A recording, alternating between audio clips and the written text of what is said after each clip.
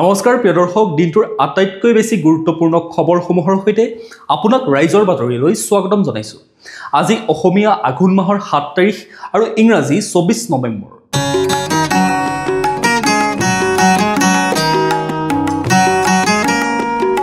এতিয়া আহিছো আমি প্ৰথমটো খবৰলৈ। আলফা স্বাধীনৰ স্বয়ম্ভূ মেজৰ জেনেৰেল অৰুণোদয় অসমৰ আত্মসমৰ্পণ। আলফা স্বাধীনত এইবাৰ পুনৰ মুখ্যম আঘাত। এইবাৰ আলফা স্বাধীনৰ সাধাৰণ সম্পাদক তথা বিত্ত সম্পাদক স্বয়ম্ভূ মেজৰ জেনেৰেল অৰুণোদয় অসমে কৰিলে আত্মসমৰ্পণ। ভাৰত ম্যানমাৰ সীমান্ত তথা অৰুণাচলৰ পাংচু পাছত মেজৰ জেনেৰেল অৰুণোদয় অসমে আত্মসমৰ্পণ কৰে। অসম ৰাইফলছ আৰু অসম আৰক্ষীৰ ওচৰত অৰুণোদয় অসমে আত্মসমৰ্পণ কৰাৰ সময়ত বৃহৎ পৰিমাণৰ আপত্তিজনক সামগ্ৰী জমা দিয়ে। উগ্ৰপন্থী সংগঠনটোৰ শীৰ্ষ নেতাগৰাকীৰ লগতে আন এগৰাকী কেডাৰ তথা অৰুণোদয় অসমৰ দেশৰক্ষী ফ্ৰান্সিছ অসমেও আত্মসমৰ্পণ কৰে। আত্মসমৰ্পণ কৰি অৰুণোদয় অসমে আৰক্ষীৰ হাতত বৃহৎ পৰিমাণৰ আপত্তিজনক সামগ্ৰী জমা দিয়ে। ইয়াৰ পিছতে অৰুণোদয় অসমক অসম আৰক্ষীৰ এটা দলে গুৱাহাটীলৈ লৈ যোৱাৰ ব্যৱস্থা কৰে। ইপিনে মুখ্যমন্ত্ৰী ডক্টৰ হিমন্ত বিশ্ব শৰ্মাই ৰঙাপাৰাত সাংবাদিকৰ আগত আলফা স্বাধীনৰ সৈতে আলোচনা আৰু অৰুণোদয় অসমৰ আত্মসমৰ্পণ সন্দৰ্ভত কয় যে, মই জনাত তেওঁলোক দিল্লীলৈকে নাযায়, তেওঁলোক তিনিচুকীয়াতে থাকিব, খুব বেছি ডিজিপিক লগ ধৰিবলৈ গুৱাহাটীলৈ আহিব। দিল্লীলৈ যোৱাৰ পৰিকল্পনা অসম চৰকাৰৰ নাই। আলোচনা হ'লে পৰেশ বৰুৱাৰ লগত হ'ব লাগিব, আনৰ লগত কৰি কোনো লাভ নহ'ব। পৰেশ বৰুৱাৰ বাহিৰে আনৰ লগত আলোচনা কৰিলে কিবা লাভ হ'ব বুলি মই ব্যক্তিগতভাৱে নাভাবোঁ।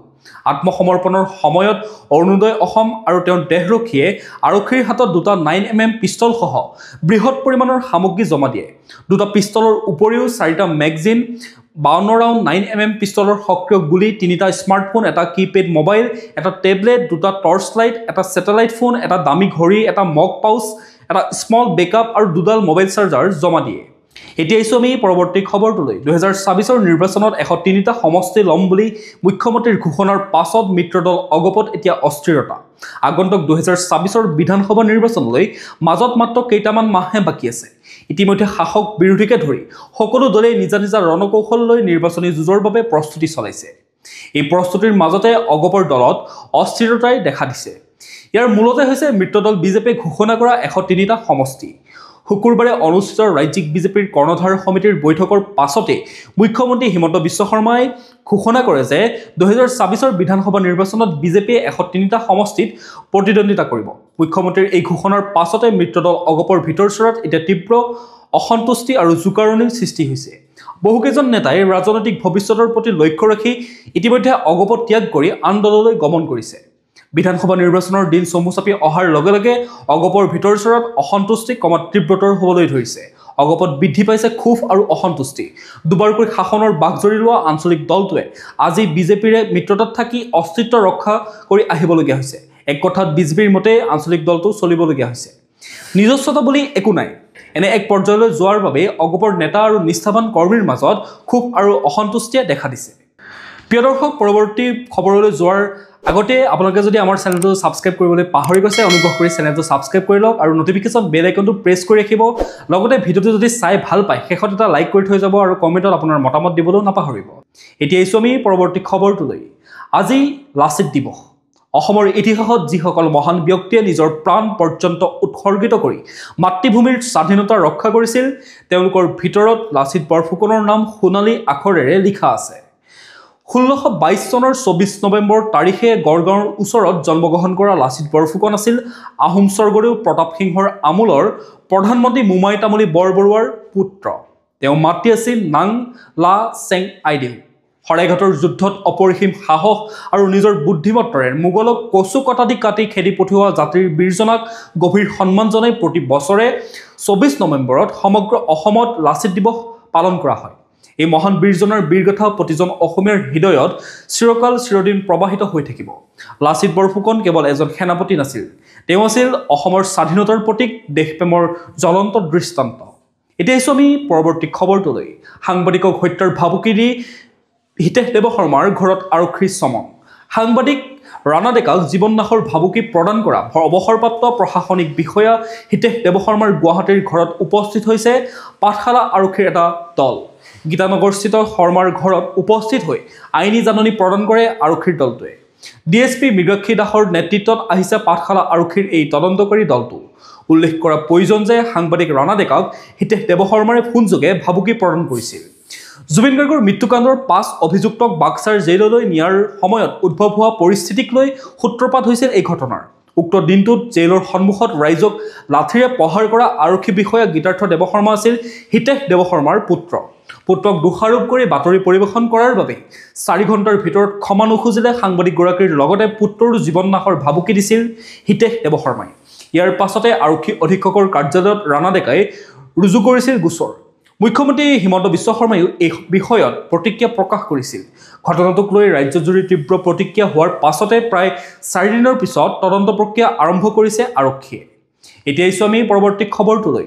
আকৌ চৰ্চালৈ চুমি বিশাল তাৰ্কিক। পুনৰ চৰ্চালৈ আহিছে দেশ কঁপাই যোৱা ট্ৰেডিং কেলেংকাৰীৰ মূল খলনায়ক অভিযুক্ত চুমি বৰা, বিশাল ফুকন, তাৰ্কিক বৰা আৰু অভিজিৎ চন্দ্ৰৰ বিৰুদ্ধে CBIৰ তদন্তত আদালতে নজৰবন্দী আৰু আগতীয়া অনুমতিৰ কঠোৰ নিৰ্দেশ জাৰি কৰিছে। ইপিনে জামিন পোৱাৰ পাছতো আদালতে দিছে নজৰবন্দীৰ নিৰ্দেশ ট্ৰেডিং কেলেংকাৰীৰ অভিযুক্ত। আদালতৰ অনুমতি অবিহনে কোনো ঠাইলৈ যাব নোৱাৰিব এই 4 অভিযুক্ত। উল্লেখযোগ্য যে বহু অভিযুক্তৰ বিৰুদ্ধে CBI সকলো তথ্য প্ৰমাণ আদালতত জমা দিয়াৰ পিছত আৰম্ভ হ'ব গোচৰ প্ৰক্ৰিয়া। প্ৰথমে চুমি বৰা, তাৰ্কিক বৰা, বিশাল ফুকন আৰু অভিজিৎ চন্দ্ৰৰ বিৰুদ্ধে CBIৰ বিশেষ ন্যায়াধীশৰ আদালতত ৰুজু হৈছে 29/25 নম্বৰ গোচৰ। CBIৰ তদন্ত আৰু তথ্য প্ৰমাণৰ ভিত্তিত আদালতত ৰুজু হোৱা গোচৰৰ প্ৰথমটো শুনানি 12 ডিচেম্বৰত হ'ব। এই শুনানিত সুশৰীৰে হাজিৰ থাকিব লাগিব এই 4 অভিযুক্ত।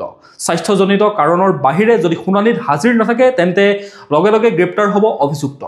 তাৰোপৰি আদালত অথবা তদন্তকাৰী বিষয়ে বিচাৰিলে তেওঁলোক উপস্থিত হ'ব লাগিব। আনহাতে আদালতত জব্দ হৈ থকা চুমি বৰাৰ পাছপৰ্ট, তাৰ্কিক বৰাৰ কেমেৰা, লেপটপ আদি বিচাৰি আবেদন কৰিছিল যদিও সেই আবেদন লগে লগে খাৰিজ কৰে আদালতে। এতিয়া আমি পৰৱৰ্তী খবৰটোলৈ। এইবাৰ নিযুত মইনা আঁচনিৰ আৰ্হিত ল'ৰাসকলৰ বাবে আহি আছে হেনো বাবু আঁচনি। ৰাজ্য চৰকাৰে নিযুত মইনা আঁচনিৰ আৰ্হিত ল'ৰাসকলৰ বাবেও জানুৱাৰীৰ পৰা এখন নতুন আঁচনি আৰম্ভ কৰাৰ বিষয়ে চিন্তা চৰ্চা কৰি আছে বুলি মুখ্যমন্ত্ৰী ডক্টৰ হিমন্ত বিশ্ব শৰ্মাই প্ৰকাশ কৰিছে। কালি মহিলা উদ্যমিতা আঁচনিৰ অধীনত বঙাইগাঁও জিলাৰ অভয়পুৰী বিধানসভা সমষ্টিৰ 29,949 গৰাকী হিতাধিকাৰীলৈ 10,000 টকাকৈ চেক বিতৰণ কৰি মুখ্যমন্ত্ৰীগৰাকীয়ে এইদৰে মন্তব্য কৰা দেখা যায়। এতিয়া আমি পৰৱৰ্তী খবৰটোলৈ। অসম চুক্তিৰ 6 নম্বৰ দফা ৰূপায়ণৰ বাবে দিছপুৰত তৃতীয়খন বৈঠক সম্পন্ন। অসম চুক্তিৰ 6 নং দফা ৰূপায়ণৰ বাবে অৱসৰপ্ৰাপ্ত ন্যায়াধীশ বিপ্লৱ কুমাৰ শৰ্মাৰ অধ্যক্ষতাত গঠিত উচ্চস্তৰীয় সমিতিৰ পৰামৰ্শৱলী কাৰ্যকৰীকৰণ সন্দৰ্ভত কালি দিছপুৰত মুখ্যমন্ত্ৰী ডক্টৰ হিমন্ত বিশ্ব শৰ্মাৰ উপস্থিতিত তৃতীয়খন বৈঠক অনুষ্ঠিত হয়। এই বৈঠকত ৰাজ্য চৰকাৰৰ প্ৰতিনিধিবৰ্গ আৰু সদৌ অসম ছাত্ৰ সন্থাৰ নেতৃবৰ্গ উপস্থিত থাকে। এই বৈঠকতে অসম চুক্তিৰ 6 নম্বৰ দফাকে ধৰি ৰূপায়ণ হ'বলৈ বাকী থকা কেইবাটাও দফা কাৰ্যকৰী কৰাৰ ক্ষেত্ৰত পৰামৰ্শ দিয়াৰ বাবে অসম চুক্তিৰ ৰূপায়ণ মন্ত্ৰী অতুল বৰাৰ অধ্যক্ষতাত 3 গৰাকী মন্ত্ৰীগোট আৰু আছুৰ 3জন নেতাক লৈ গঠিত উপসমিতিয়ে মুখ্যমন্ত্ৰীক তেওঁলোকৰ চূড়ান্ত প্ৰতিবেদন দাখিল কৰে। উপসমিতিয়ে প্ৰতিবেদনত ন্যায়াধীশগৰাকীৰ নেতৃত্বাধীন উচ্চস্তৰীয় সমিতিয়ে আগবঢ়োৱা তথা ৰাজ্য চৰকাৰে নিজাববীয়াকৈ কাৰ্যকৰী কৰিব পৰা পৰামৰ্শকেইটা নিৰ্ধাৰিত সময়ত কাৰ্যকৰী কৰাৰ বাবে ৰূপৰেখা প্ৰস্তুত কৰিছে। উল্লেখযোগ্য যে বিপ্লৱ শৰ্মা সমিতিয়ে দাখিল কৰা 67টা পৰামৰ্শৰ ভিতৰত 40টা ৰাজ্য চৰকাৰৰ আওতাৰ ভিতৰত পৰে আৰু একেদৰে 15টা কেন্দ্ৰীয় চৰকাৰ আৰু 12টা কেন্দ্ৰ আৰু ৰাজ্য চৰকাৰৰ যৌথ প্ৰচেষ্টাৰে কাৰ্যকৰী কৰিবলগীয়া হ'ব। এতিয়া আমি পৰৱৰ্তী খবৰটোলৈ। অসমত যদি এতিয়া কোনোৱে জনজাতিকৰণৰ দাবীৰে ৰাজপথত নামিছে, আন কোনোৱে আকৌ জনজাতিকৰণৰ বিৰুদ্ধে নামিছে প্ৰতিবাদত। এফালে জনজাতিকৰণৰ দাবীত ৰাজ্যৰ বিভিন্ন প্ৰান্তত তীব্ৰ প্ৰতিবাদী কাৰ্যসূচী, আনফালে একাংশই প্ৰতিবাদত নামিছে জনজাতিকৰণৰ বিৰোধিতাৰে। তিনি মিচিং সংগঠনে শনিবাৰে নিশাও সাব্যস্ত কৰে তীব্ৰ প্ৰতিবাদী কাৰ্যসূচী। শনিবাৰে বিয়লি TMPK, MMK আৰু TMMKৰ উদ্যোগত তথা বিভিন্ন জনজাতি ৰাইজৰ সহযোগত জোনাই, তৰাজান, কেমি, মহামাৰা, ডেকাপাম, ৰামধন, গালি, চিগা, ৰাজাখানকে আদি কৰি জোনাইৰ কেইবাখনো গাঁৱৰ মাজেৰে উলিওৱা হয় জোৰ সমদল। এতিয়া আমি পৰৱৰ্তী খবৰটোলৈ। নিৰ্বাচনৰ দিন চমু চপাৰ লগে লগে অসমত এতিয়া আৰম্ভ হৈ গ'ল মিয়াৰ ৰাজনীতি। কোনখন চৰকাৰে কেইজন অবৈধ নাগৰিক খেদিলে তাৰ হিচাপ ৰাইজক কোনে দিব? শেষ বিন্দুত থকালৈকে বিজেপিয়ে মিয়াৰ বিৰুদ্ধে যুঁজি যাব। মিয়াৰ বিৰুদ্ধে পুনৰ হুংকাৰ বিজেপিৰ ৰাজ্যিক সভাপতি দিলীপ শইকীয়াৰ। বিধানসভা নিৰ্বাচন চমু চাপি অহাৰ লগে লগে পুনৰ অসমত মিয়াক লৈ ৰাজনীতি আৰম্ভ হৈ গৈছে। বিজেপিয়ে মিয়াক লৈ ৰাজনীতি কৰা বুলিও বিভিন্ন মহলত উত্থাপন হৈছে অভিযোগ। তাৰ প্ৰত্যুত্তৰত ৰাজ্যিক সভাপতি দিলীপ শইকীয়াই কয় যে মিয়াক লৈ ৰাজনীতি কৰিব লাগে, আমি কৰিম আৰু শক্তিশালীভাৱে কৰিম। যি মিয়াই সংস্কৃতিক প্ৰত্যাহ্বান জনায়, যি মিয়াই অসমৰ আধ্যাত্মিক, ধাৰ্মিক, ঐতিহাসিক স্থানসমূহ দখল কৰে আৰু তেওঁলোকৰ আয়ত্তলৈ লৈ যায়, যি মিয়াই জনসংখ্যা বঢ়ায়, আমাৰ খিলঞ্জীয়া মানুহৰ বাবে ভাবুকিৰ সৃষ্টি কৰে, সেই মিয়াবিলাকে আমাৰ কম কষ্ট দিয়া নাই। এই কষ্ট দিয়াৰ মূল শক্তি কংগ্ৰেছ আৰু তেওঁলোকৰ লগত থকা দলবিলাক। গতিকে আমি মিয়াৰ বিৰুদ্ধে সদায় আছোঁ আৰু ভৱিষ্যতেও থাকিম। যেনেকৈ লাচিত বৰফুকনে ৭০ বাৰ মোগলক পৰাস্ত কৰিছিল, আমিও শেষ বিন্দু থকালৈকে মিয়াৰ বিৰুদ্ধে ৰাজনীতি নহয়, অসমৰ অস্মিতা বা সভ্যতা ৰক্ষাৰ যুঁজত বিজেপি সদায় সন্মুখত থাকিব। এয়া আছিল দিলীপ শইকীয়াৰ মন্তব্য। এতিয়া আহিছোঁ আমি পৰৱৰ্তী খবৰটোলৈ। আঘোণৰ সোণগুটি পথাৰত বন্যহস্তীৰ উপদ্ৰৱ। আঘোণৰ পথাৰত এতিয়া শালি ধানে ভৰপক দিছে। সোণোৱালী ধাননি পথাৰত কৃষক ৰাইজে সোণগুটি চপোৱাৰ কামত ব্যস্ত হোৱাৰ সময়তে নামি আহিছে আন এক দুৰ্যোগ। পথাৰ ধান পকাৰ লগে লগে পাহাৰৰ পৰা খাদ্যৰ সন্ধানত নামি আহিছে জাকে জাকে বনৰীয়া হাতীৰ জাক। আৰম্ভ হৈছে হাতী মানুহৰ সংঘাত। নগাঁও জিলাৰ লগতে প্ৰতিবেশী জিলা কাৰ্বি আংলঙৰ ইখনৰ পাছত সিখনকৈ বনাঞ্চল ধ্বংস হ'বলৈ ধৰাত বন্যহস্তীৰ আৱাসস্থলী আৰু খাদ্যৰ তীব্ৰ সংকটে দেখা দিছে, যাৰ ফলত বনৰীয়া হাতীৰ জাকে নগাঁও জিলাৰ বিভিন্ন অঞ্চললৈ নামি আহি তাণ্ডৱ অব্যাহত ৰাখিছে। বন্যহস্তীৰ জাকে ইখনৰ পাছত সিখনকৈ শালি ধানৰ পথাৰত প্ৰৱেশ কৰি ধান খাই গছকি মোহাৰি ব্যাপক ক্ষতিসাধন কৰাৰ লগতে বহু লোকৰ বাসগৃহও ভাঙি ক্ষতিসাধন কৰা পৰিলক্ষিত হৈছে। ফলত এতিয়া মূৰে কপালে হাত দিবলগীয়া হৈছে অঞ্চলৰ কৃষক ৰাইজে। এতিয়া আহিছোঁ আমি পৰৱৰ্তী খবৰটোলৈ। মাজুলীবাসীলৈ ভাল খবৰ। পুনৰ আৰম্ভ হ'ব যোৰহাট মাজুলী সংযোগী দলঙৰ কাম। মাজুলীৰ ২ লক্ষ জনসাধাৰণৰ বাবে আছে ভাল খবৰ। ডিচেম্বৰ মাহৰ পৰা পুনৰ আৰম্ভ হ'ব মাজুলীবাসীৰ সপোনৰ যোৰহাট মাজুলী সংযোগী দলঙৰ কাম। মাজুলীবাসীয়ে দীৰ্ঘদিন ধৰি এই দলঙৰ দাবী কৰি আহিছিল।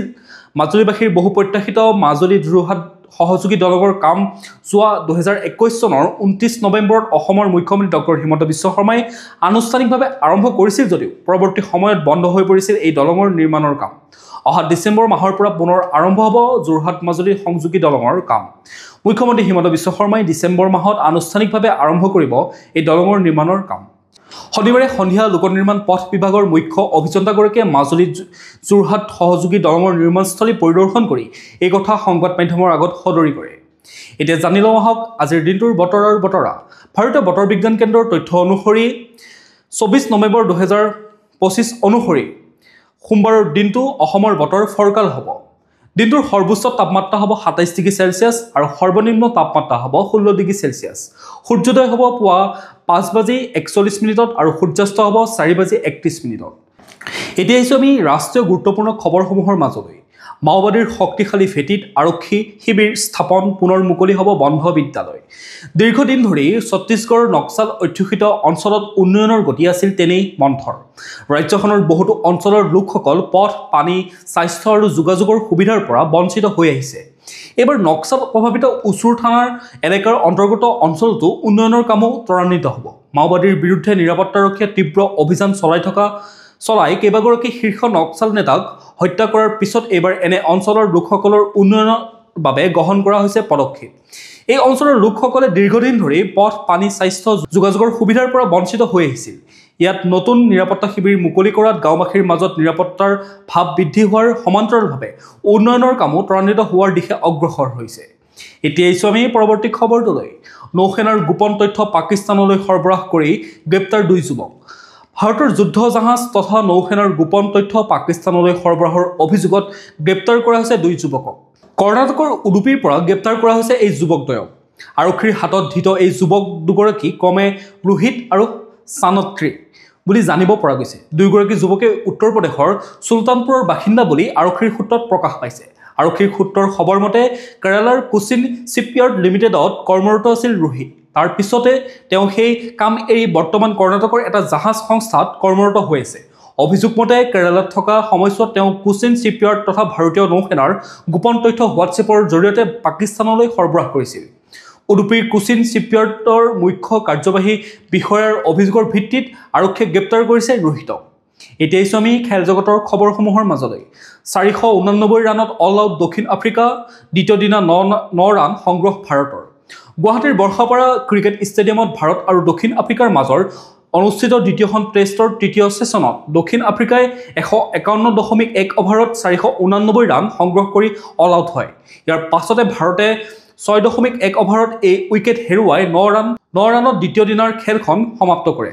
যশস্বী জয়ছোৱালে 7 ৰান আৰু KL ৰাহুলে 2 ৰানেৰে ক্ৰিজত আছিল। চেনুৰান মথুস্বামী 9 ৰান আৰু চাইমন হাৰ্মাৰ 5 ৰানত আউট হয়। মাৰ্কো জানচেন্সৰ ৰূপত দক্ষিণ আফ্ৰিকাৰ শেষৰটো উইকেট পতন ঘটে। তেওঁ 51টা বলত 6টা 4 আৰু 7টা 6ৰে 93 ৰান সংগ্ৰহ কৰে আৰু শতক অৰ্জন কৰাত ব্যৰ্থ হয়। 12 ৰানত অপৰাজিত হৈ থাকে কেশৱ মহাৰাজ। ভাৰতৰ হৈ কুলদীপ যাদৱে সৰ্বাধিক 4টা উইকেট দখল কৰাৰ বিপৰীতে যশপ্ৰীত বুমৰাহ, ৰবীন্দ্ৰ জাদেজা আৰু মহম্মদ সিৰাজে 2টাকৈ উইকেট দখল কৰে। এতিয়া আহিছোঁ আমি আন্তঃৰাষ্ট্ৰীয় গুৰুত্বপূৰ্ণ খবৰসমূহৰ মাজলৈ। মেক্সিকোৰ সুন্দৰীয়ে লাভ কৰিলে মিছ ইউনিভাৰ্ছৰ খিতাপ। মডেলিং জগতলৈ আহিল সুখবৰ। এইবাৰ বছৰৰ মিছ ইউনিভাৰ্ছৰ খিতাপ জয় কৰিলে ফাতিমা বছো ফাৰ্ণাণ্ডেজে। থাইলেণ্ডত অনুষ্ঠিত প্ৰতিযোগিতাত ভাৰতৰ হৈ অংশগ্ৰহণ কৰিছিল মণিকা বিশ্বকৰ্মাই। উল্লেখযোগ্য যে প্ৰথমে 30গৰাকী প্ৰতিযোগীৰ ভিতৰত স্থান লাভ কৰে যদিও পৰৱৰ্তী পৰ্যায়ত তেওঁ প্ৰথম 12টাৰ ভিতৰত স্থান পাবলৈ সক্ষম নহ'ল। এতিয়া আহিছোঁ আমি পৰৱৰ্তী খবৰটোলৈ। G20 সন্মিলনত প্ৰাকৃতিক দুৰ্যোগ প্ৰস্তুতিৰ ক্ষেত্ৰত বিশ্বব্যাপী অধিক শক্তিশালী সহযোগিতাৰ আহ্বান প্ৰধানমন্ত্ৰীৰ। শনিবাৰে জোহান্সবাৰ্গত G20 শীৰ্ষ সন্মিলনত উপস্থিত হয় প্ৰধানমন্ত্ৰী নৰেন্দ্ৰ মোদী। এই G20 লিডাৰ্ছ সন্মিলনৰ দ্বিতীয় অধিৱেশনত শনিবাৰে প্ৰধানমন্ত্ৰী নৰেন্দ্ৰ মোদীয়ে দুৰ্যোগৰ প্ৰস্তুতি আৰু সঁহাৰিৰ ক্ষেত্ৰত বিশ্ব সহযোগিতা বৃদ্ধিৰ জৰুৰী প্ৰয়োজনীয়তাৰ ওপৰত গুৰুত্ব আৰোপ কৰে। বিশ্বজুৰি প্ৰাকৃতিক দুৰ্যোগৰ ক্ৰমবৰ্ধমান সংখ্যা আৰু প্ৰভাৱৰ দিশটোলৈ আঙুলিয়াই দি তেওঁ ইয়াক মানৱতাৰ বাবে এক ডাঙৰ প্ৰত্যাহ্বান বুলি অভিহিত কৰে।